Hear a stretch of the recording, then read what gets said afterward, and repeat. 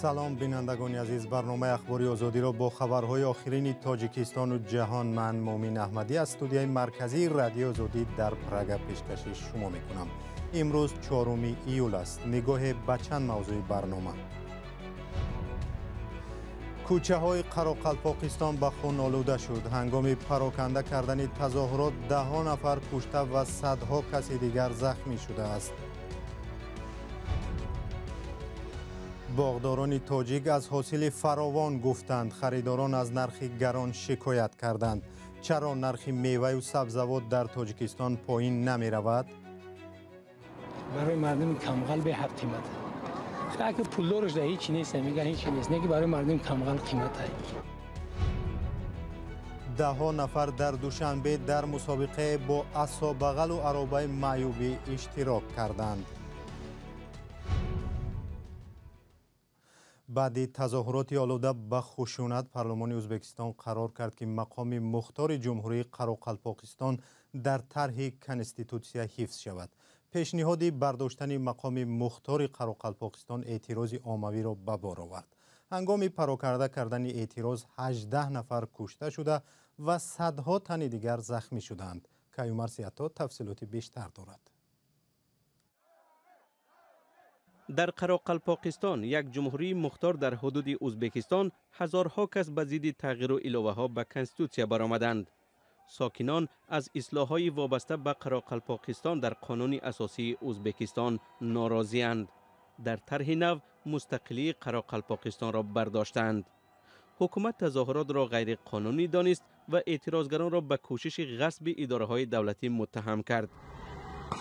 مقامات انتظامی اعتراض را با زور پخش کردند. دادستانی کلی ازبکستان میگوید در نتیجه بی‌ترتیبی ها در شهر نقوس جمهوری مختار قراقلپاقستان 18 کس به هلاکت رسیده، 243 کس از جمله بیش از 30 کارمند مقامات حفظ حقوق زخمی شدند. مقامات زیاده از 500 کس را دستگیر کردند.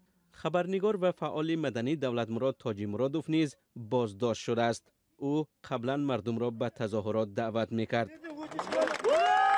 فعلا در قراقلپاقستان وضع فوق‌العاده جاری شده است و تا روز 2 اوگوست امسال ادامه خواهد کرد. در منطقه دسترسی به اینترنت و تلفن محدود است. در پی اعتراضها پارلمان ازبکستان تصمیم گرفته است که مقام مختار یا مستقلی جمهوری قراقلپاقستان در طرح نوی کنستیتوسیای این کشور حفظ کرده شود.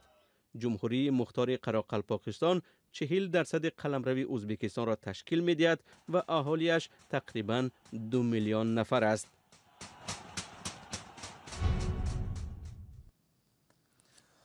برخی از فعالان جامعه شهروندی تاجیکستان از شیوه نوی فشار نهادهای قدرتی شکایت دارند. به گفته فعالان، مقامات تلفن و کامپیوترهای آنها را مصادره کردند و معلوم نیست که کی برمیگردانند.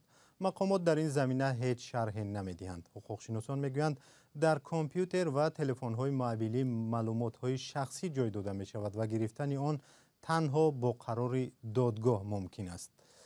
همکارم میرزانبی خالقزاد موضوع را پیگیری نمود و در استودیو همراه ماست. میرزانبی لطفاً بگویید که تلفنی چند نفر رو گرفتند؟ ببینید مومین، طبق اطلاع دریافتی ما تا این دم مقامات تلفن موبیلی 3 نفر از فعالان بدخشانی را گرفتند. در سالهای اخیر چنین تجربه در تاجیکستان نو است. تا این وقت اساساً تلفن و کامپیوتر نفرانی از سوی مقامات گرفته میشد که بازداشت شدند. ولی علیه این 3 نفر از فعالانی که تلفن و کامپیوترشون گرفته شد پرونده جنایتی آغاز نشده است و آنها در آزادی هستند. خود این نفران به خاطر سخت‌تر نشدن مشکلشون نمیخوان نام و نسبشون آشکار شود و آشکارا صحبت کنند. مقامات هم خاموش است. بله. آیا معلوم است که مقامات چرا تلفن‌های نفران رو گرفتند؟ دلیل چی است؟ چیزی به اونها گفتند یا نه؟ مقامات تا حال رسما در این باره چیزی نمیگویند، ولی همصحبتان ما میگویند تلفن‌های آنها بعد بازپرسی عاید به حادثه‌های خارق الروشن که ماه گذشته رخ داد از سوی مقامات گرفته شده است.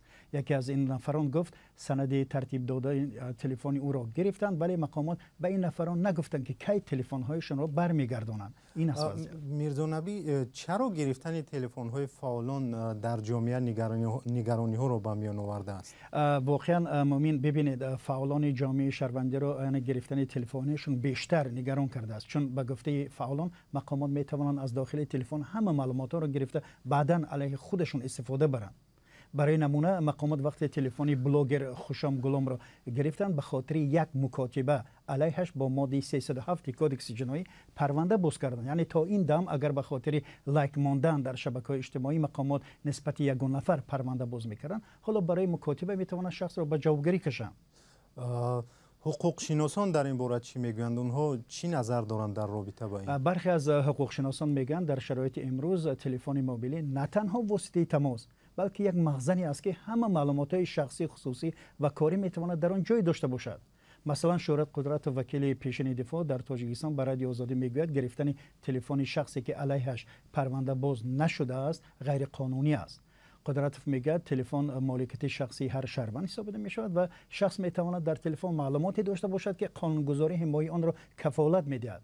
مثلا به گفته این حقوقشناس تاجیک شهروندان به واسطه تلفن عملیات بانکی انجام میدهند و می تواند در تلفنشون سری بانکی باشد یا اینکه شهروندان در تلفن‌های خود معلومات درباره سلامتیشون را نگاه می‌دارند و قانونگذاری آن را حمایت می‌نماید. تشکر میرزا نبی. شکایت ها از فشار به جامعه شهروندی بعد ماه می زیاد شد. تاکنون مقامات از جمله تلفن های خبرنگاران رادیو آزادی را هم گرفتند. در نیمه ماه ایون خبرنگاران دلیری امامعلی و عبدالله غربتی به حبس گرفته شدند. سازمان های حامی حقوق بارها از مقامات خواستند فشار به جامعه شهروندی را بس کنند. شورای علمای مرکز اسلامی روز شنبه 9 ایول را روز تجلیل عید قربان اعلان کرد. سید مکرم عبدالقادرزاده رئیس شورای علما در بیانیه روز 4 ایول گفت این سنه را موافق دلیل‌های علمی و بر اساس خلاصه پژوهشگاهی استروفیزیک تعیین کردند. بر اساس قرار شورای علما نماز عید باید ساعت 6 صبح خوانده شود. از امام خطیبان خواسته شده است در موعظه‌هایشان درباره آرامی و مدد به یتیمان و پیران صحبت کنند. عید قربان یکی از دو عید مسلمانی سالها باز در تاجیکستان استراحت اعلان شده است.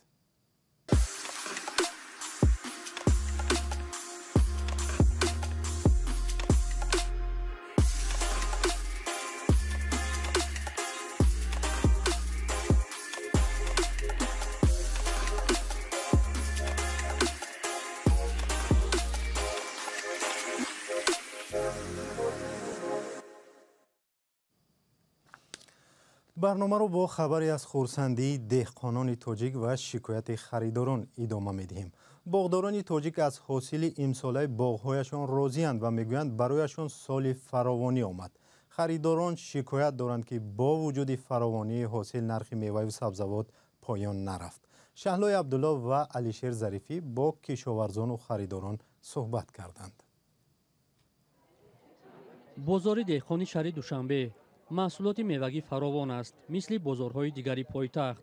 با گفته نمایندگان بازار نرخ‌ها برای ساکنان دسترسند. ما تمام شرایط‌ها مهیا کردیم که تا اینکه به واسطه استحصال کننده به استعمال کننده رسانده تواند میانه رو عموما با ما به حساب گرفته نمیشد.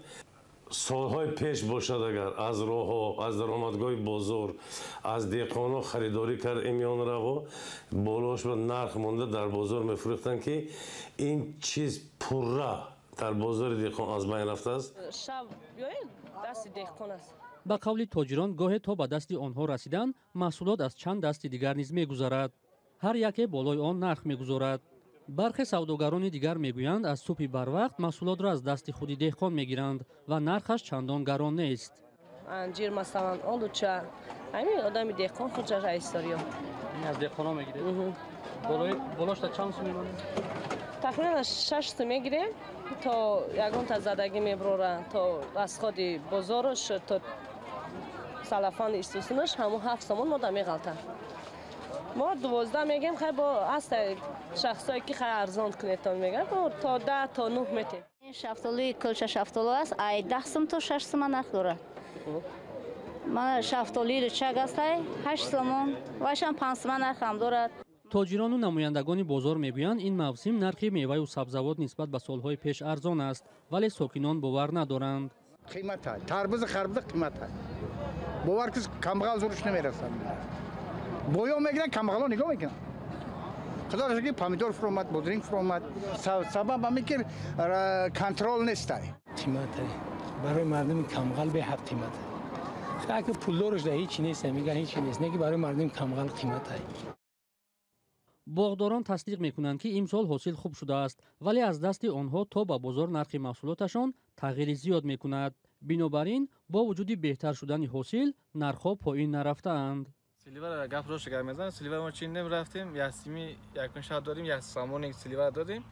انا پگاش رفتیم 40 درهمی گرفتن. انا که ایما گرفتم یاسمی ایما گرفتم ایو خشون 300 400 فروخته است. هاي دقیقاً قیمت میبریم میتیم پیش در نمیونه چک شغام میتیه چک درآمدن участкааш мия инш мия. вазорати кишоварзии тоҷикистон моҳи июли соли гузашта хабар дода буд ки наздик ба 100 000 тонна мева ҷамъоварӣ намуданд. дар ин ниҳод гуфтанд ин мавсим ҳосили мева нисбат ба як соли пеш хуб шудааст ва то ҳол омори ҷамъоварии он ниҳоӣ нашудааст. мақомоти тоҷикистон мегӯянд як гӯшаи хатарноку осебпазири роҳи душанбе-бадахшонро бо сохтани нақд бехатар мекунанд. қитъаи роҳ дар ноҳияи Дарвоз ҷойгир аст ва ҳар сол зери об мемонаду рафтуомад имконнопазир мешавад. қарор аст нақд то охири имсол мавриди баҳрабардорӣ қарор бигирад. ҳамкорам маҳмудҷон раҳматзода ба Дарвоз сафар кард ва ин гузоришро фиристод. ин нақд дар деҳаи ширговади ноҳияи Дарвоз сохта шудааст. аввалин нақд дар Бадахшон ба ҳисоб меравад. дарозии он 356 метрро ташкил дода минтақаро ба маркази Тоҷикистон мепайвандад. сохтмони нақд 4 соли пеш ба нақша гирифта шуда буд. ҳамин туннели нақли ширговат моҳи марти 2021 сар шид корҳои сохтмонишро сар кардем. ҳайна дар арафаи анҷомёбӣ рӯзҳои 8 ва 9 июли соли 2017 борони зиёд ва сел дар ҳудуди рӯстоҳои Хоста ва Ширговади ноҳияи Дарвоз тақрибан 1 километр роҳи Душанбе-Хороғро баст. сокинон як муддат бо пайраҳаҳои хавфноки кӯҳӣ рафтуомад мекарданд. мақомот баъди ин тасмим гирифтанд ки дар ин роҳ нақд бунёд кунанд. роҳи мошингард аз тариқи Ширговат дар соли 1961 бунёд шудааст. аз ин ҷо то маркази Дарвоз 23 километр роҳ аст. ҳар тобистон ва дар фасли гармо маҷрои дарёи Панҷбаланд ва рафту омад дар ин қитъа мушкил мешавад. сокинони Дарвоз мегӯянд ки бо истифода додани нақд мушкили 60-солаи онҳо ҳал хоҳад шуд. маҳмудҷон раҳматзода, озодӣ, ноҳияи Дарвоз. барномаро бо гузориши аз як мусобиқаи ғайримаъмулӣ идома медиҳем. даҳҳо нафаре ки даст ё пои дуруст надоранд дар мусобиқаи дар Душанбе иштирок карданд. онҳое ки мусобиқаро ташкил карданд гуфтанд ширкати афроди имконияташон маҳдуд дар ин мусобиқа далели қавӣ будани рӯҳи онҳост. ҳамкорам Саримнози Рӯҳулло ва Нигораи Фазлиддин ин мусобиқаро тамошо карданд ва аз он ҷо гузориш фиристоданд. дилрабо дар мусобиқаи варзишии армрестлинг ё дастхобонӣ дар миёни духтарон пирӯз шуд. мусобиқае ки байни варзишгарони дорои имконияташон маҳдуд баргузор гашт. то ба мақоми аввал расидан дилрабо 3 рақибашро шикаст додааст.